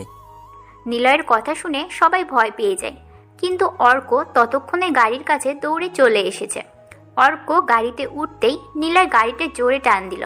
পুলিশেরা গাড়ির বর্ণনা অনুযায়ী ফোন করলো কন্ট্রোল রুমে। সাথে সাথেই লাবণ্য খবর পেয়ে বের হয়। নিলয় বলল, তোরা 3 জন ডেভিল পোশাক পরে নে, টাকার ব্যাগটা কাঁধে ঝুলিয়ে নিস। নিলয়ের কথা মতো ওরা 3 জন ডেভিল স্যুট পরে নিল। নিলয় পিছনে তাকায়, দেখে কেউ এখন ফলো করছে না। সিয়ামদের গাড়ি থেকে নামতে বলে নিলয়। ওরা 3 জন নেমে চলে যায়। নিলয় গাড়ি চালাতে থাকে। গাড়িতে থাকা সব ল্যাপটপ অ্যাক্টিভ ভাইরাস সিস্টেমে অ্যাডজাস্ট করে নিল। ভাইরাসটার নাম ট্রোপোজিন, যা সব মনিটরকে ব্লাস্ট করে দেওয়ার ক্ষমতা রাখে। ভিতর থেকে আইসি সহ সবটাই পুড়িয়ে দিতে পারে। নিলয় ভাইরাস অ্যাক্টিভেট করে গাড়ি চালাতে থাকে। অর্ককে ফোন দেয়। অর্ক, একটা ভাঙা বা নষ্ট সাইকেল ম্যানেজ করে একটা পুকুরের কাছে আয়, আমি লোকেশন বলে দিচ্ছি। পুলিশ আমার পিছনে, চিন্তা নেই, যেটা বলছি সেটা খুব তাড়াতাড়ি কর। তুই না জানানো অবধি আমি পুলিশকে বিজি রাখছি। অর্ক বাড়িতে পৌঁছে একটা সাইকেল ম্যানেজ করে। ছোট কিপআপ ভ্যানে সাইকেলটি নিয়ে নিলয়ের ঠিকানা অনুযায়ী রেখে দিয়ে আসলো। অর্ক নিলয়কে জানায় সাইকেল জায়গা মতো আছে। নিলয় মেন রাস্তার পাশে একটি পুকুর, সেই পুকুরের চারপাশে বিশাল ঝোপ। নিলয় ওই ঝাঁপে লাফ দিয়ে গাড়িটা পুকুর পাড়ের গাছের সাথে ধাক্কা খাওয়ায়। তবে ধাক্কাটা খাওয়ানোর আগে ভাইরাসের সংস্করণ 100% হয়ে যাওয়ায় নিলয় ইন্টার প্রেস করে। সাথে সাথে গাড়িসহ ল্যাপটপগুলো ব্লাস্ট হয়ে যায়। নিলয় চলন্ত গাড়ি থেকে ঝাঁপ দেওয়ার ফলে ওর হাত অনেকটাই কেটে যায়, কিন্তু ওর পাশেই ছিল ভাঙা সাইকেলটি। নিলয় লাথি দিয়ে ঝোপের মধ্যে সাইকেলটি ফেলে দিয়ে রাস্তার এক পাশে পড়ে থাকে। 1 মিনিটের মধ্যেই সেখানে পুলিশ আছে। এসে দেখে গাড়ি ব্লাস্ট হয়ে আছে। লাবণ্য দেখে সাইকেলের পাশে একটি ছেলে পড়ে আছে। লাবণ্য দৌড়ে যায়। তারপর